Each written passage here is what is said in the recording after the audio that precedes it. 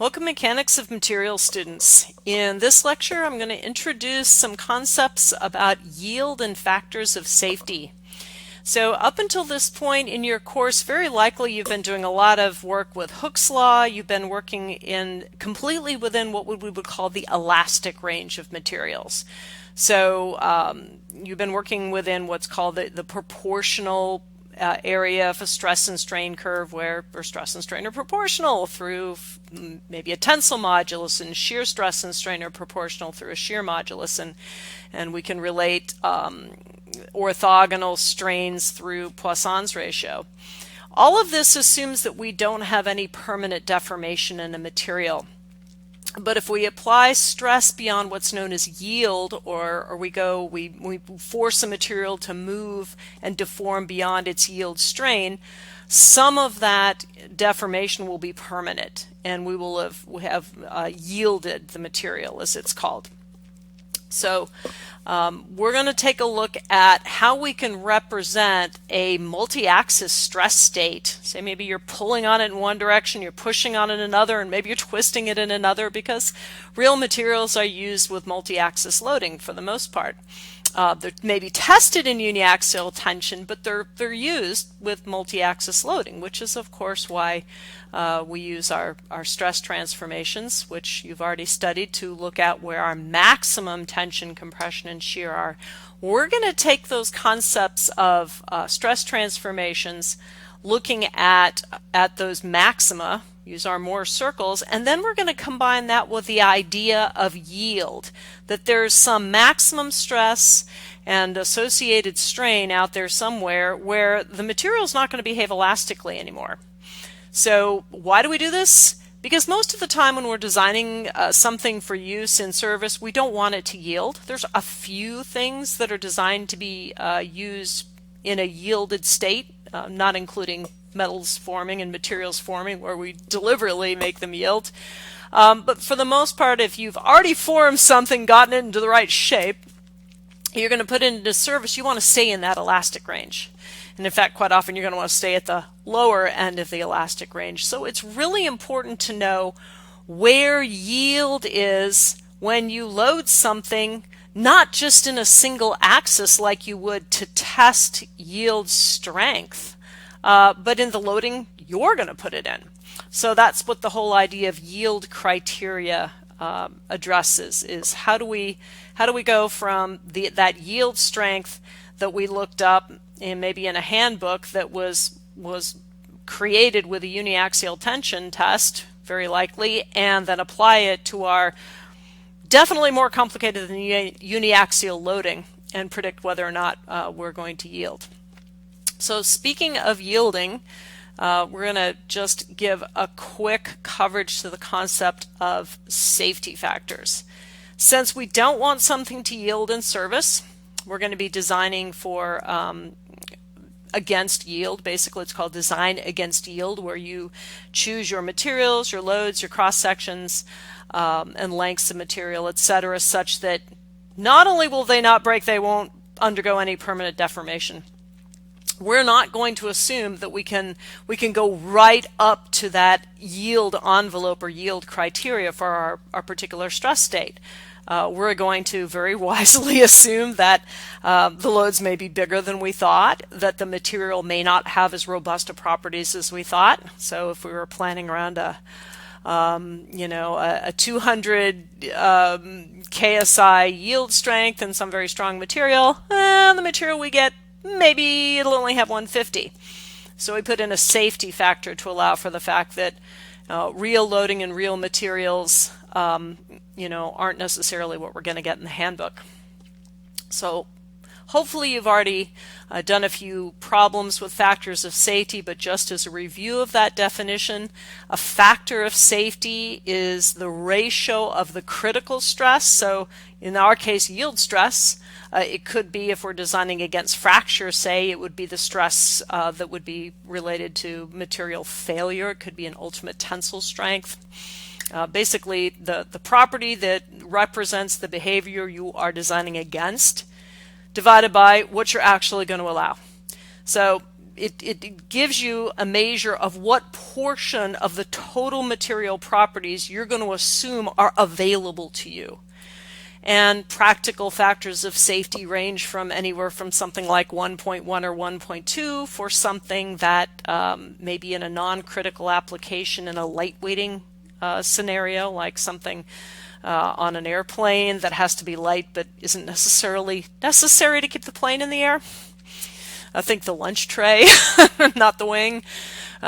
Something that has to be lightweight but is critical will have a higher safety factor but may not be a full double. Whereas something like a pin and hanger assembly holding up the deck of a bridge, which doesn't have to be very lightweight and has very catastrophic consequences for failure, might have a safety factor well in excess of 2. There's some very, very critical applications that simply cannot be allowed to fail. Think nuclear or hazardous material containers that might go well above that. So it's very situational dependent, and in many cases is governed by law, depending on the country. Okay, but in order to put factors of safety into practice, we need to know how our loading relates to that critical value that probably came from a uniaxial tension test in a handbook. So here we go with yield criteria. So we're going to forget about fraction. We're just going to think about yield. So what's unique about yield, especially compared to fracture? And the important thing to know about yielding, and this is with almost every material. Ceramics may be a little different. This would apply to a ceramic at a high temperature. But yield tends to occur in response to shear stresses.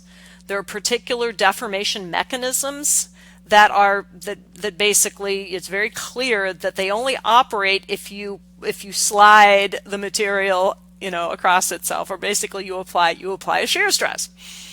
You can just yank on it and it will only yield in response to the resolved shear stress that of course we know from our stress transformations occurs at some angle to the applied tensile stress. So you can think of yield as a shear-based phenomena. So okay, what we really need to know is how much shear have we applied, directly or indirectly? Oh, well, this is great. All we need to do that is to plot our stress state, take our applied stresses, create a Mohr circle, get the maximum shear stress, and we're golden. And that is the simplest form of yield criterion. It's called the Tresca theory, and it's fairly accurate and it's conservative. So, and just a note, if you're wondering what are the mechanisms that respond to shear, if you're going into material science, if you've already taken a metallurgy or a material science course, I've just listed a few things, a few mechanisms of deformation that respond to shear. Dislocation movement in crystalline metals are exclusively shear movement, and chain slipping past one another's in polymers. Those both require shear stress to activate. If you have only tensile stress and no possibility of critical resolve, of resolved shear stress, they wouldn't move. They'd fracture, but they would not yield. So that's what we're looking at, is the stress necessary to get those deformation mechanisms going. Which, by the way, while they're better than fracture in terms of some catastrophic failure, we still don't want them to happen in our particular design. We're designing against yield in this case, so we want to find out what that max shear stress is so we can compare it. So to determine if a given applied stress, so we applied compression, we applied tension, we applied torsion, whatever, we need to know, regardless of the concatenation of stresses, what's the max shear. And again, this is so easy to see on our Mohr circle. So if we plot, to make it really simple, let's assume we're not applying any shear. So if we're not applying shear and we are applying, say, a tensile stress, let's start with this Mohr circle over here. So we're applying some tension in the x direction. So our sigma xx, our normal stress in the x direction, so we're yanking on it in the x, that's actually a principal direction. There's no shear. It's all normal in that direction. And in the case of the y, we're applying even more. So this is biaxial tension, so we're yanking on it in the X and we're yanking on it even more in the Y. So our sigma XX would be our second principal stress, and our sigma YY would be our first. We could even call it a third principal stress is 0 because we're looking at a plane stress case. So our sigma Y or sigma ZZ is over here at 0. And these are principal stresses. So we can construct our Mohr circles considering each one of those stresses applied by itself. And we find, not surprisingly, our largest Mohr circle is going to basically have the other two inscribed in it. So that's going to have a radius of 1/2 of sigma YY. So our tau max in this case is 1/2 of our largest principal stress. If we swapped X and Y, same scenario, except this time it would be that largest stress in the X direction. Cut it in half, and that's your Mohr circle radius, so that's your max shear stress. And if you've got basically normal stresses being applied in two directions, no shear stresses, but you've got compression. In this case, we're compressing in the X direction. So if we have, this would be our, basically would be our third principal stress. Stress in the Z is 0, so that's actually our sigma 2 in this case. And then sigma 1 is in the Y, so we're applying a little bit of tensile stress in the Y, we're compressing it really hard in the X, and then it's plane stress, we're not doing anything. In the Z, our Mohr circle that's going to define our max shear in this case is going to go from sigma 1 to sigma 3, and is going to be this large one. So we're going to have to go sigma 1 minus sigma 3 divided by 2 to give us our tau max. So you can see we kind of have, if we're only applying normal stresses, we're in plane stress, we kind of have three different scenarios that define our max shear. Our max shear is either half of the whatever we're applying in the X or the Y, or it's half of the other, depending on whether X or Y is greater, if they're both the same sign, or it's the difference divided by 2 if our normal stresses are opposite sign, one tension, one compression. So we can re-express that. Instead of looking at a Mohr circle where we're plotting shear against normal stress, we can plot our two normal stresses against each other. And this is the construction of what we call our yield criteria. So we're assuming we're in plane stress. Okay, so this is 2D. We're not thinking about our sigma ZZ. And we're assuming in this case that our sigma XX and XY are the principal directions. If we happen to have shear, just plot your Mohr circle and grab the principal directions. Let's do your stress transformation and grab your sigma 1 and sigma 3, or sigma 1 and sigma 2, in this case, the principals. So we're going to plot, in this case, double the max shears, which would correspond in the case of a sigma XX or sigma YY being defining the diameter of the Mohr circle. So they're, both XX and YY are both tension or both compression. So that's this case and that case. Okay. So if we looked at that and said, okay, we're going to plot the actual value of normal stress that we applied, which is going to be the larger of the two principal stresses. We're just going to define either one of those cases. We're going to plot a point, call it A or B. And because that normal stress in those cases defines the diameter of the Mohr circle, it's also double tau max, because tau max is the radius of this Mohr circle. And that's going to happen regardless of the sign of sigma XX and XY. Then if we connected the points to represent cases where, in this case, maybe sigma YY is positive, it's tensile, and sigma XX is negative, then these diagonals are capturing the cases, just follow the line, where the two applied normal stresses are opposite. We're basically capturing the 2 tau max that corresponds to those cases. So, if we're looking at, all right, what combination of normal stresses can I apply that give what max shears?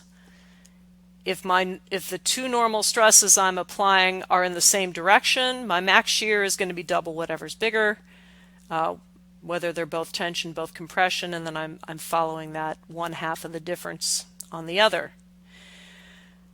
So what I've done, if I take a look at this construct, I can see it's pretty easy to see that if I apply a stress that's outside of this, the shear stress is going to end up being bigger. So one of the things I can do is say, all right, now that I have an idea of shear, my max shear somewhere within my part based on my loading for this plane stress loading, how does that compare to what the material will do? The nice thing is I can compare this max shear to what I can look up in a handbook for the material. I can look at the material's actual properties and say, okay, I can define a tau max that my material will tolerate, and then basically use that to construct whatever concatenation of normal stresses, define a tau max below the material tau max, and I will have a little irregular hexagon that defines the yield criteria. So if my actual applied stresses are somewhere outside of the hexagon, whatever they may be, the material is going to yield. Anything inside the hexagon won't. So that's where we invoke our material properties. So in this case, the capital letter Y is used to express the shear stress, the shear stress that corresponds to the pure shear. If you're only applying shear, if you had some kind of test where all you could apply was shear, like torsion, quite often will achieve that. If you had some material test where you could say, okay, I know that XYZ psi of shear will make the material yield, that's your Y. So you need to make sure that your tau max at any orientation in your part is less than Y, and that this little irregular hexagon defines that for biaxial loading and plane stress. So any combination of X and Y normal applied stresses that's inside the hexagon, you're in the elastic realm for your part, for your material. If your combo is outside the hexagon, you've yielded. So it's a fairly simple kind of construct. You almost don't need the hexagon in some ways. You can just kind of look at max shear from your Mohr circle. But if you're looking at different loading combinations, for instance, it's fairly nice to plot the hexagon, and that will help you understand which different combinations without plotting one after another Mohr circle. Okay. So we're going to end that here and go to our other yield criteria in another lecture. It's a little bit more complicated in its derivation. There are 2. I'll just give a little brief intro. There are 2 different ways to look at whether or not the applied stresses will yield a material. We just went over what's called the Tresca yield criteria, and it basically says if your concatenation of applied normal and shear stresses give a max shear such that max shear exceeds the max shear capability of the material, you're going to yield, because materials yield in shear. The next yield criteria, which we're going to dive into in the follow-on lecture, it's called the von Mises criteria, and it gets at things a little bit differently. It uses our concept of elastic strain energy. Even though we're talking about plastic deformation, it's going to use the elastic strain energy concept and say, okay, remember, elastic strain energy really contains 2 components. Elastic strain contains 2 components. One that changes size. So a hydrostatic pressure and a volumetric strain that's uniform in every direction. So your EXX, EYY, EZZ, if they're all the same, you're just going to shrink or swell uniformly. So any kind of elastic strain, stress strain that produces it, will have that component. Plus, there's the portion that only changes shape. So all shear strain is shape change. It doesn't change volume. But you can have a volume change if it's not uniform. If you elongate twice as much in one direction as the other, you're going to change the shape and the size too. So in order to evaluate the portion of our strain energy that contributes to yield, we're going to take our expression for strain energy and we're going to define portions of stress and strain that only change size, volumetric only, hydrostatic stresses and the uniform volumetric strains. And we're going to do a lot of mathematical wrangling, and we're going to just remove those portions from the strain energy and create some expressions for strain energy and for strain in each coordinate direction that are only deviatoric, shape change only. Because shape change strain energy is in fact the strain energy that contributes to deformation. So shears, applied shears, all shape change. Non-uniform normal strains, shape change. Uniform shape change, volume only, isn't going to contribute to yield. So that's what we're going to spend the next lecture doing, working down through that, and we're going to get another combination of shear and normal stresses on two different orthogonal directions. We're going to go back to plane stress. So we're going to get another one of those yield criteria shapes that's based on strain energy, and then we can compare it to what we did for Tresca with max shear and see which one allows us to apply a higher stress before it predicts that we're going to yield. So stay tuned for that next one.